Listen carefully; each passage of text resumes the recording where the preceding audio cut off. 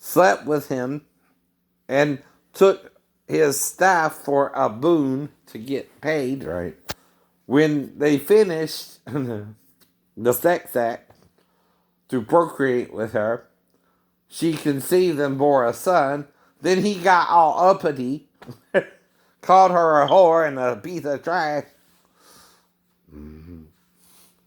for cheating on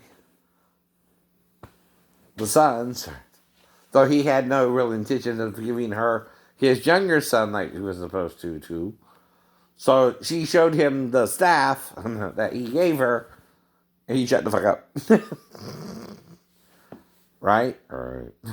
That's what I mean. That's what you mean. He knew she was more righteous than him regarding this matter, right? Because, see, the brother, not the father, is supposed to raise up seed to the brother. He didn't want to give her the youngest brother, which was the third brother, because she lost the two, and kind of blamed her. Well, that's the same story they're telling about this woman with 7 men. Mm-hmm. Well, a lot of people don't realize, unless you read the Gnostic Gospels, one of the female disciples kissed Jesus often on some part of his body because that particular part was missing. Okay, but here's the conundrum. You cannot kiss a woman in Israel, even though Moses' law was still in effect, because when they marry, they had to wait a year and then get married. Mm-hmm. And their little ceremony, and then they could have sex, right? That could be a thing from the chief priest and because of the Romans, right? But what Moses said is if she was unbetrothed, anyway, you could do that. If she's betrothed, you can't. And there's two ways one way, if she cheats on you, she's at fault and is stoned. Silly. The other way, is the guy who raped her is stoned, right? Depending on where she's at. If she's in the field and she cries out, or under a tree in a park, and she cries out during the sex, and no one was there to hear her, it's rape. But, and again, if she don't cry out, they were both stoned. I know. If they're in the city. And a third way is if she's unbetrothed and she has sex with a man in the field. Oddly enough, he was supposed to marry her and never divorce her. Which, like I said, is strange there too, because the other passage says her father can refuse and pay her dowry after the sex. And this one says something a little different. That she got to marry the man and can't leave him. Not sure if it means if he rapes her or not either. Right. But this is in your Bible too. No, it is. Problem is, you're not reading it to even know what it means or why it's in there. Don't make sense to me, right? Because I'm taught since I'm a little boy and watch certain movies, the woman has a right to her body. And if she says no, no means no. But if she don't say no, that's consent. If you're making out and she don't tell you she's waiting for marriage or doesn't want premarital sex or acts like she's into you, you can have sex with her as long as she does not stop you during the sex act, right? And you make love to her. If you also intend to marry her, which was my interpretation of that as well. That idea. Because a lot of guys around me and girls were having premarital sex anyway. If you live in the real world, that's what you got to deal with. Any woman I had premarital sex with, including Miss Johnson. That's what I was learning from my understanding of the Bible, and I'm sorry if it contradicted what you learned or how you felt. But you thought it was oral sex, and whatever kind of sex it was, you let me finish, right? The sex. And you seemed fine with the duration of the sex. Uh huh. But it was oral or penal. Meaning I used my penis or my tongue, right? Which I was trying to use my tongue the night before, but the following day was a different day. Right? Okay. But again, all I can say is in the confusion, sometimes hormones and chemicals kick in over common sense for both me and her. Right? And of course, she never said anything but she was going out to a Pentecostal type church. Okay? What does that mean to me at the time? I done had sex with 5 women, which I thought I was explained to her quite clearly during our conversation. We were making out most of the night after we met, and I took the other girl out on the paddle boat ride, and then I met her, and we hit it off more. I told her about my life. She told me about hers. She didn't say nothing about waiting for marriage, though. So again, I didn't wait for marriage with her. Oops. Maybe that was the big mistake there. And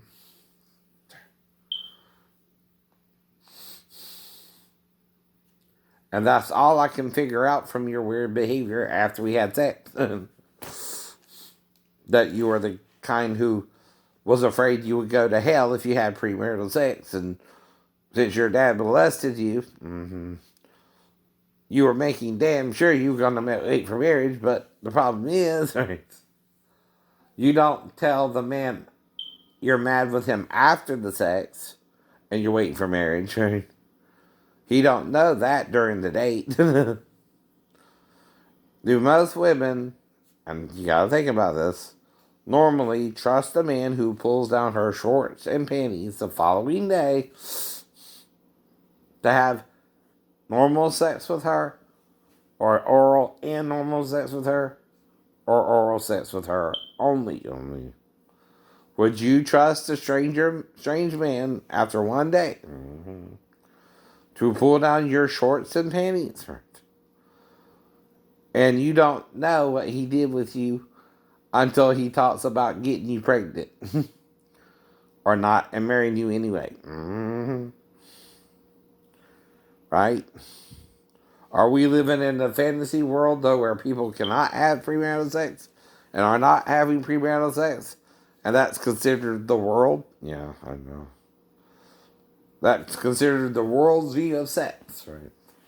But the Bible also, ooh, wow. Dude threw down an old lady and took her purse. Oh, he took her baby. He has a gun, he's loaded, right? And, oh, shoot. Sorry about that.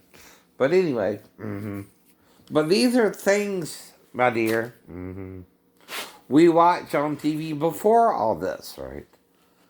Now, again, I know when you're on a date, the thing is, there's a time to bring up sex before marriage, and I thought we were discussing it before our second date. And the first day we met, right? I'm talking about being with 5 women and blah, blah, blah, blah, blah. And how we did it in unusual places, right? Even. Right.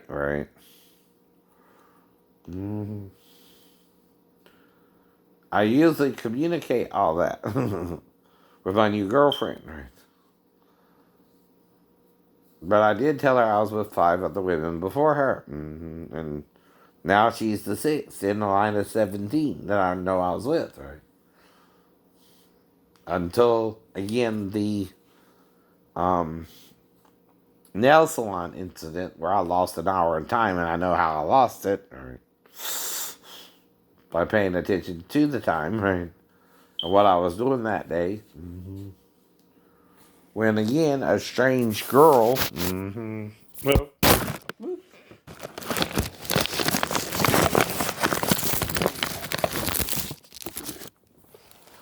calling herself Michelle, started doing my nails. That's all I know about it. But when I left the salon, because I was going to see a movie, I lost an hour of time, and I'm trying to figure out why. That's all. And if I know me, we're talking about sex in some fashion. All right. Exactly. What it means. Yep. Was that Shala or Sheila? I know. I'm teasing. But anyway, I also raised my sister with my mom because she divorced my stepdad after I was in a car wreck about a year or so later, right? We moved to Garden City, right? Before I turned 18. Met some friends around the trailer park. And Connie, Donnie, Regina, Chris, a few other people. Chris's mom, Linda, right? Christine's mom.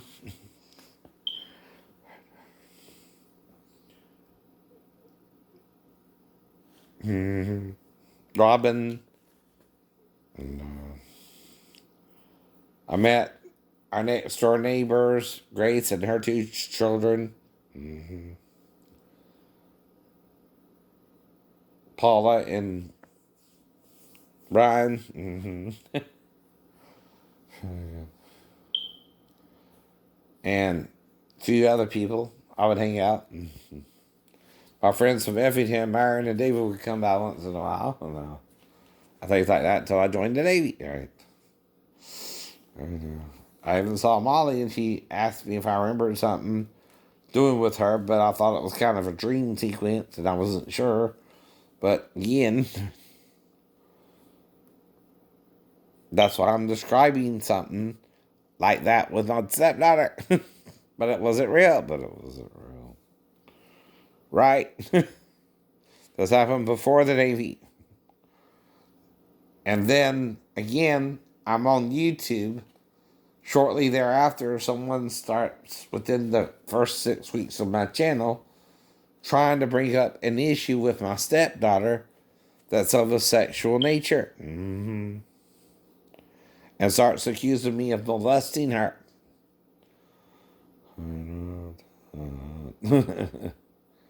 I can't even know why or who the hell they are, what this is about. And I didn't, and you never did.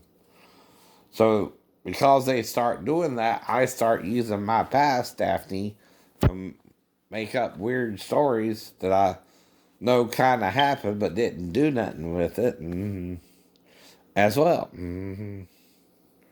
Including two of the women I was with had 12-year-old daughters that one, she had a roommate as well as her daughter, and the other had a boyfriend who she had to kick out the house for some reason, but was back when I came back from around the end of December, because I got leave again to go home for the holidays. And when I got back, the guy was back in the house. Right, that's all I know. That's all you know. Right.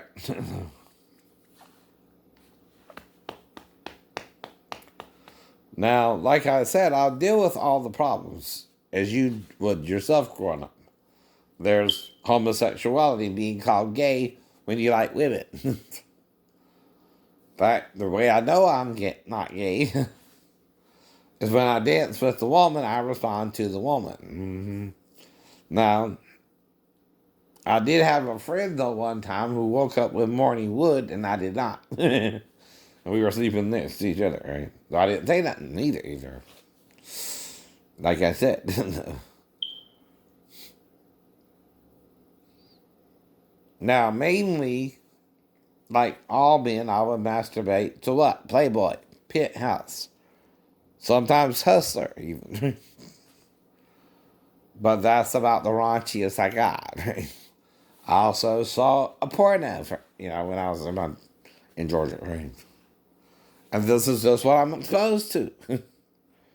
Does this make me perverted? Are you the perverted mind thinking like Satan towards sex when God ain't against sex? Crazy men are. Crazy women. Right. Mm-hmm. I've seen that one too. With Maggie Gyllenhaal and James Spader. Yep. But that's the point, honey. I'm a movie buff. No. But movies kind of help me to behave myself, whether I see a woman naked or not. Right. Okay, I learned that I'm in Georgia. Okay. Mm-hmm. The Playboy bunnies I'm masturbating to don't even know me from a hill of beans. I need to leave them alone and just find me a woman where I'm at. Right. Right. Ouch. Ouch. That looks like that was on her chest. And anyway, I also learned that, though, you could also have premarital sex with it. When I got into the Navy and started having premarital sex.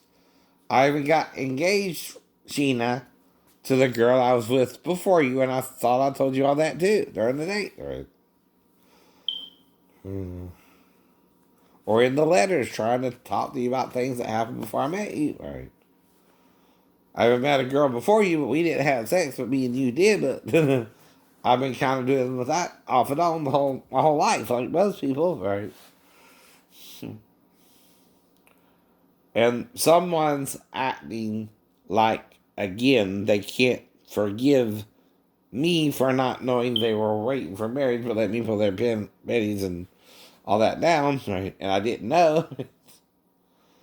So I had sex with you. Mm-hmm. And then you have regret of the sex yourself, right? What am I supposed to do if he done did it, right? I offered you marriage because that's what I read Moses said to do since you weren't talking to your dad anymore. And my idea was we would, get married as soon as possible. While praying and fasting about it, I heard the Lord say, Jerusalem, Jerusalem, Jerusalem. Offered that as a possible place to get married. But if that didn't work out, we could get married in Norfolk or Portsmouth or wherever, right? Which is where I married my now ex-wife Daphne. Right. And again, I went through a few more women after you one night stands. Right. One kind of told me passive no, but she didn't exactly resist either, right? Because I was licking her too. And had sex with her too. Mm-hmm. Then I have her daughter, like I told you anyway. This is part of what I'm making up with Daphne's daughter. Hover over my mouth in panties and a t-shirt. Right. Which, again, ain't normal for me. I don't know what's going on. I panic. She wants a check for $50, so I write a check for $50. I leave. No, leave. I'm thinking the roommate's doing something with her too, right? So I just get out of Dodge. For some reason, the next door neighbor was over there too that morning. I wonder what happened. I don't remember that you don't remember. But woke up in the house. Like, I got amnesia from a certain point on. Mm-hmm. But, like I said, all you can guess is what's causing the problem. If it's not you, it don't prove anything whether you guess wrong or right if something happened or not. But again, that's the point too. But you can't know which one is true unless, again, you have alternative motives of letting her come in there to be in the first place. Right? Because a person can only tell you one of two events happened if the child came in there or not, right? And what they would actually do with the child, right? Which, like I said, I'm in a weird position sometimes. If again, there's an alternative reason why the roommate and the girl put her vagina in my face in the morning, right? And again, right, I remember that part clearly, but I don't remember why the roommate, even the next door neighbor and roommate, who I met the following morning, even came by, unless the girl tried to seduce me into sex and I told her no, and I yelled fire or something to get someone over there to stop it. And the next door neighbor heard me yell out fire. And I told her to come by the next morning to make sure I was okay. Guess where I learned that? Martial arts training. Okay, because some little girl come on to me, I know I'm not supposed to have sex with her either. And I'm just trying to show her something she can do to get somebody's attention if she needs help the next time. And that's probably all I would do with her, because even I can't have sex with a girl that age. Right? And I know it. And I know it. So if she snuck in there, and we started talking about some of that and what I was doing there and what I was doing with her mom and all that, and I had to explain some of it to her. First thing I'd ask her, well, have you ever heard about sex? And I don't know what to say with this girl. I'm just trying to talk to her. Well, when you get older, the first thing I'm going to tell her, and you start having sex. Now, only if the roommate was sneaking in there messing with her already like that, with something more, if she decided to happen. But I would, if I had to talk to her, tell her about what some of the things I did with her mother. That's what I mean. You're put in a bad situation because you're, again, not sure what the girl even needs to get out of her situation. All right. Itself. Or do you have sex with her yourself because the roommate's sneaking in there and trying to have sex with her anyway? Or do you tell her what to do if he keeps doing that and you teach her to yell, fire! Which usually in an apartment complex will get somebody's attention. Because that's what Cliff Yon told us is one of the things you do is yell something that someone can hear and to get help. Now, I don't know if me and the girl did anything, but we were along in the living room, and the mother and the roommate could have found us in there, whether we did something or not. I don't know. Right? Again, this is another made up part of the story. Right? And if something happened or not, I don't know. But I wouldn't know what to do either way if the girl told me she wanted sex with me and had sex with me herself, if it was on top and didn't take no for any answer herself. Because the roommate was trying to molest her and rape her too, right? That's what that is. So I wouldn't know what to do. Whether we had sex or not. I would try my best to talk her out of it, though. But I don't remember. You don't remember. But that's why I would yell for someone and show her if they do start in on you or someone's trying to molest you, the first thing that they're going to have to deal with, like with me playing ninja with my cousin, is scream and yell, fire! Except this is totally reverse, right? Again. And I do wonder why I'm playing ninja with Tootie, right? After I went to sleep in Shay's room, I wake up. It's a little after midnight, probably between midnight and 2 in the morning. I sneak into the bedroom for some reason, playing ninja. That's not my normal behavior, though. I was reading into it, like I said, with Stephen K. Hayes books. But I also don't normally do that. But that wild idea struck me that night. And again, I got stuck under the bed, reached up and grabbed Tootie's leg. I know. The girl next to her said, well, he better be glad he didn't grab my leg. Okay. Right. Because he had a boyfriend or something. And that's all I know about it, right? That is kind of weird, though, ain't it? I know it is. Well, did me and her already do something? Because the only one I can do something with there is the girl that was visiting. And her boyfriend come over and said, again, something nasty to me. And I told him about all my training in the martial arts, trying to, both scare him and mess with him and right, whatever, right? And again, this would be after I fell asleep, right? In Shay's bedroom, right? But I went back to sleep in Shay's bedroom or something. Or he knocked me over the head and I told him to put me in Shay's bedroom where I was at. And I bet I'll wake up with no sign of injury or trauma. Because Jesus will kill me if that happens. Right? Because Jesus forgave the woman caught in the act of adultery himself, so why can't you? I even understood that then, what that meant. I didn't know she was married. I didn't know she really had a boyfriend, but I was talking to her. We were swimming in the pool earlier or something, right? Yeah, I think.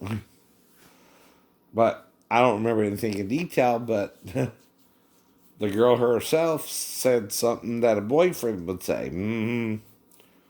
He better be glad he didn't grab her leg. Huh? But again, sounds like head trauma to me again.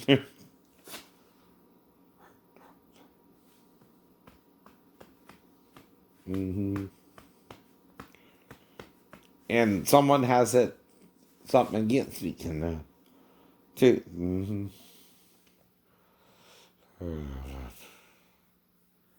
So I'm trying to figure it out. Who it is. Anyway, take it easy.